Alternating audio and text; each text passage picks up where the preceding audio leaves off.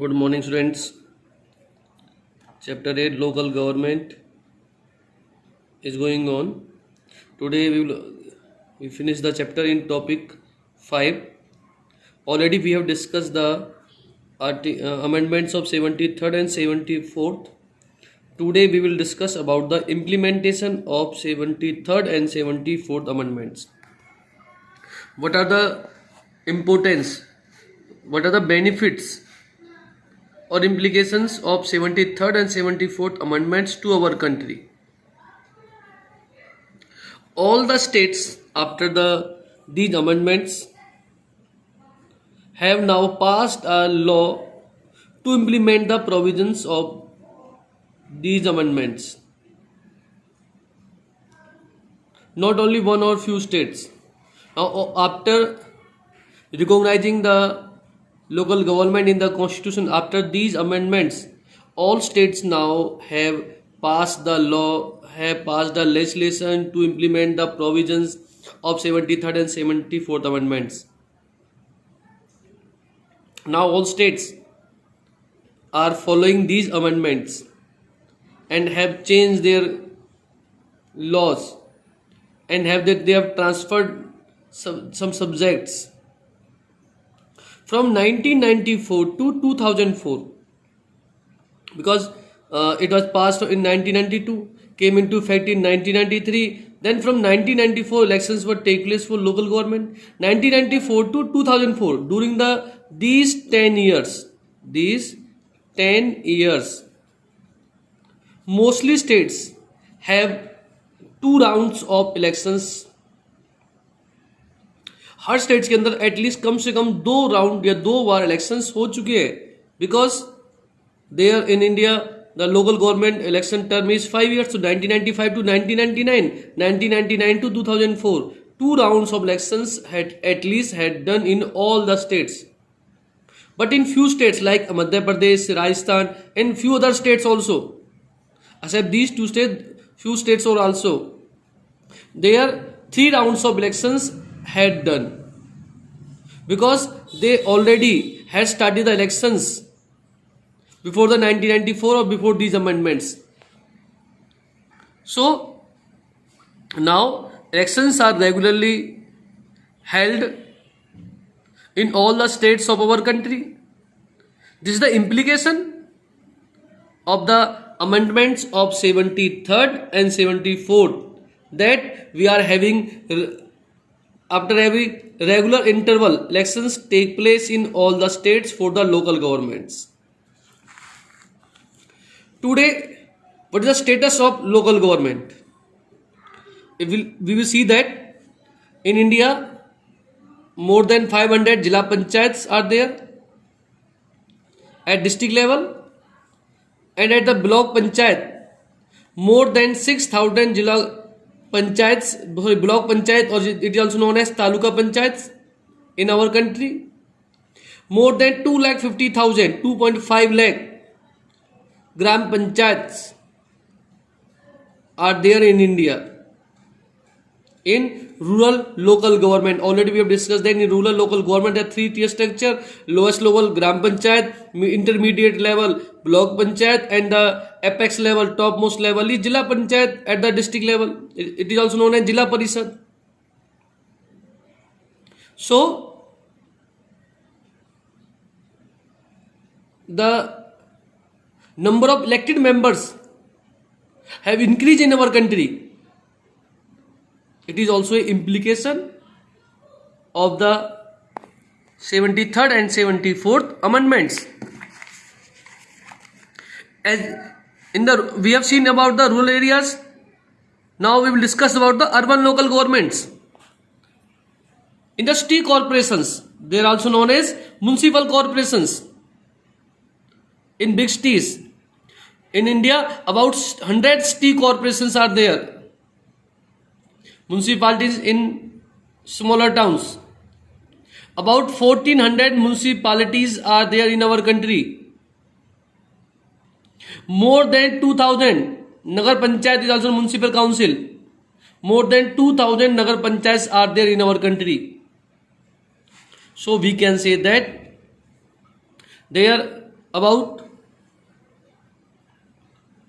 so many institutions in the rural areas as well in the urban areas. So total elected member to these bodies are about 32 lakh. Earlier, elected representation for Lok Sabha and state legislatures five 45 seats in Lok Sabha and other seats in state legislatures like in Haryana 90 seats, in UP more than 400 seats. So total in and when we will add all the MLAs in throughout the country and the MPs of Lok Sabha, then elected representatives are about 5,000 earlier. But after the local governments, for the city corporations, to town municipalities, for Nagar Panchayat, Gram Panchayat, Block Panchayat and the Jilla Parishad, for all these institutions, for all these bodies, members are elected. So about there are 32 lakh members are appointed in our country for the local government institutions. And out of total 32 lakh members, at least 10 lakhs members are women. So this is one more implication that, first of all, elected representation has increased in our country 5,000 to 32 lakh. And women's also getting more representation in local government bodies because 1/3 seats are reserved. So it is the implication of the local government bodies in our country. These amendments have created uniformity in the structure of local government across the country. One more implication. The structure, 3-tier structure is there. It is not following only in Haryana. This structure is following in all the states. So nowadays in our country, in all the states, there is a uniform structure of the local government. Earlier it varied from one state to another state, but now uniform structure is following. The presence of these institutions would create an atmosphere and platform for people participation. Earlier we elect only 5,000 members, but now we are electing the more than 32 lakh members. So we are more participating in the electing our representative. So it create an atmosphere. It provide a platform for the people participate. Now people are more participating in the democratic procedures. One more thing, implication of the local government is the presence of women. The presence of women has increased.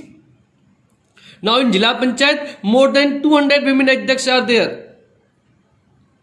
In the block panchayats, in all over the country, more than 200 presidents or more than 200 adhyaks are women. At the village level in Gram Panchayat, more than 80,000. There are about 2.5 lakh Gram Panchayat. Out of 2.5 lakh, at least more than 80,000 Sarpanch are women.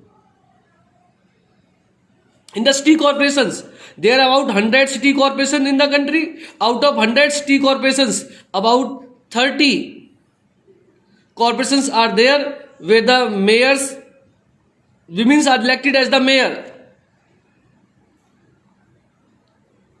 In the municipalities,